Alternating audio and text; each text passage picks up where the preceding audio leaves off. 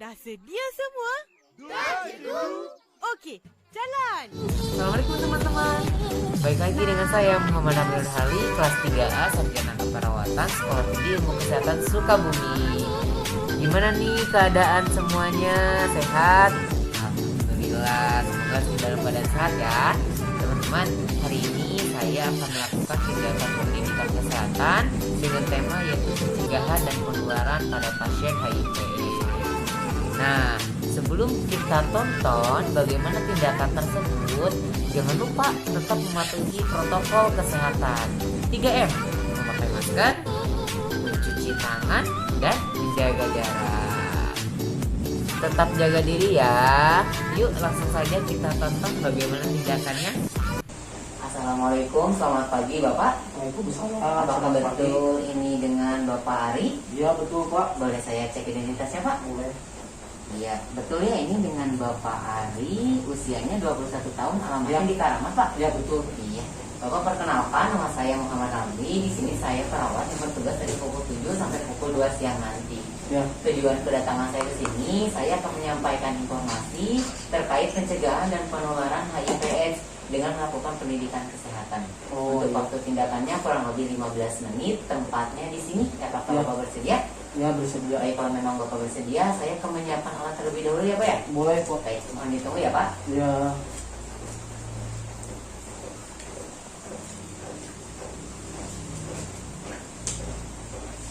Bapak mau cuci tangan? Udah tadi Pak.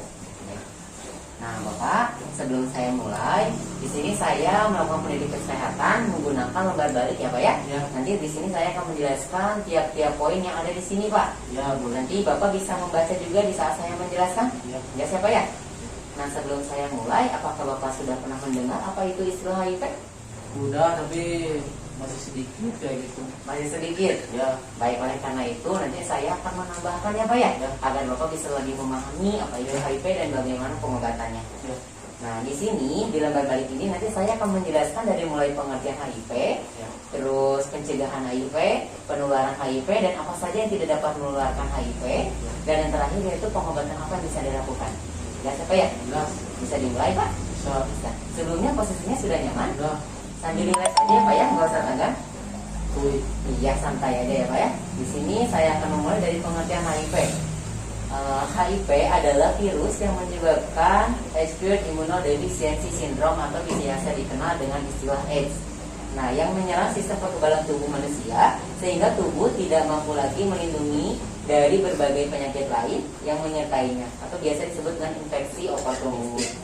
Sedangkan AIDS adalah suatu kumpulan gejala berkurangnya kemampuan pertahanan diri yang disebabkan oleh masuknya virus HIV dalam tubuh manusia.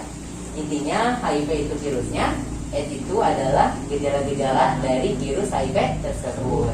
Nah, sedangkan infeksi oportunistik tadi yang sudah saya bacakan adalah infeksi yang umumnya tidak berbahaya pada orang dengan tubuh normal, namun dapat berakibat fatal pada ODA atau orang dengan HIV/AIDS karena sistem kekebalan tubuhnya lemah.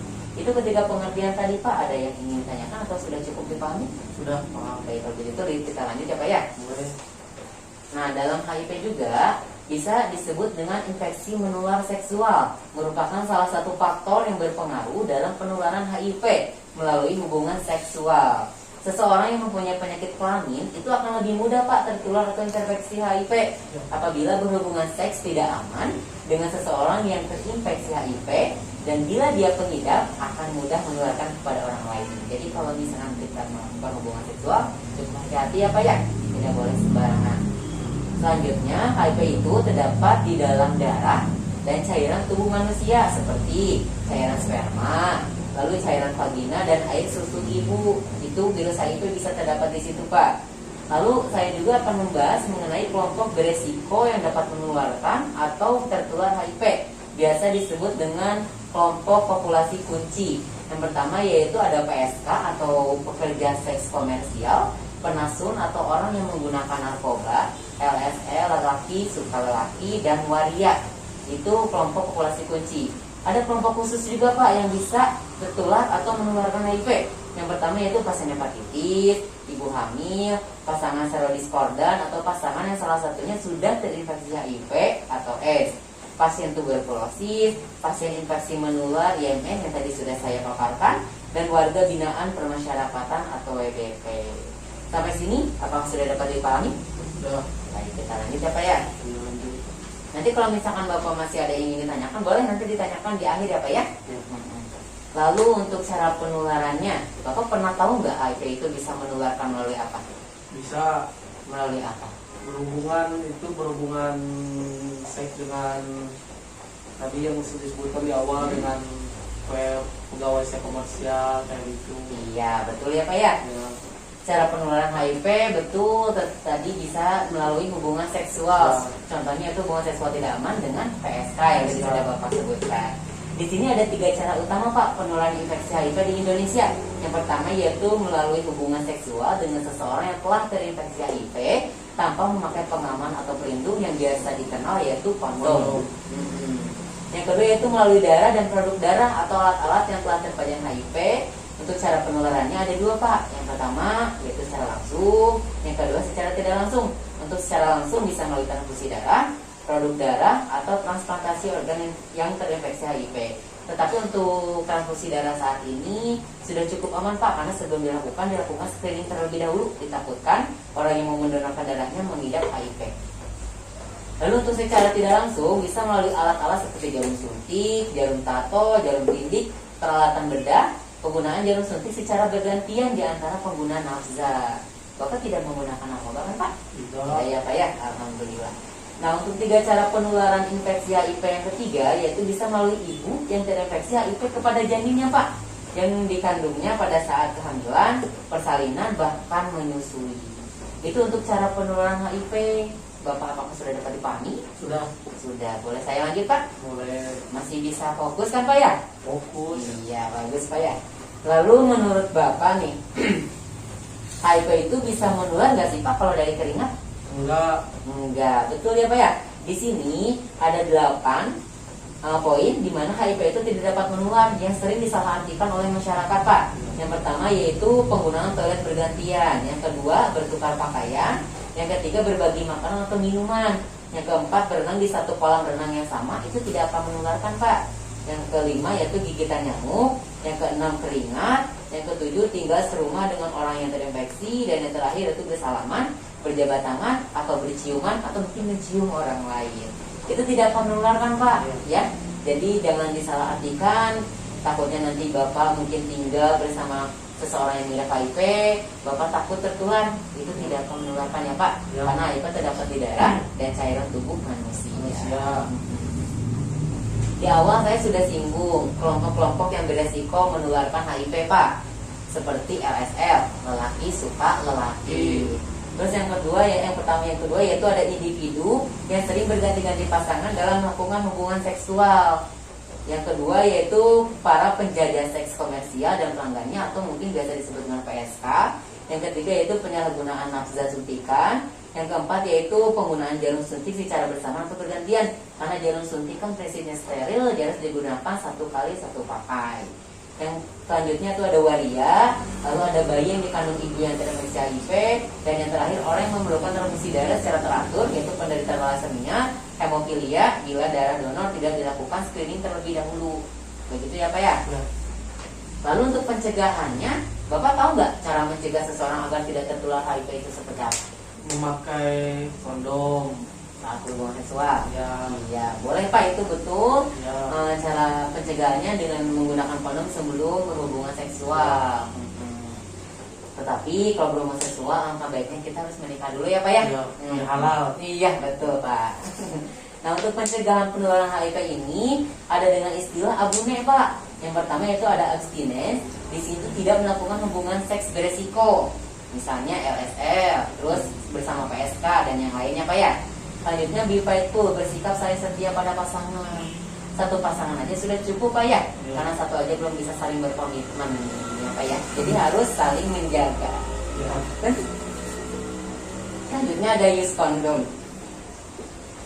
Melakukan hubungan seks selalu pakai kondom secara benar dan konsisten. Lalu ada no drug.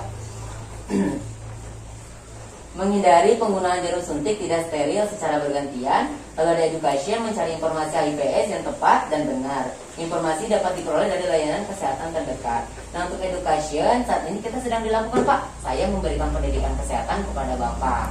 Seperti itu. Itu untuk pencegahan HIV-nya, Pak. Ada 5. Diingat ya, Pak ya. AUNE. Iya.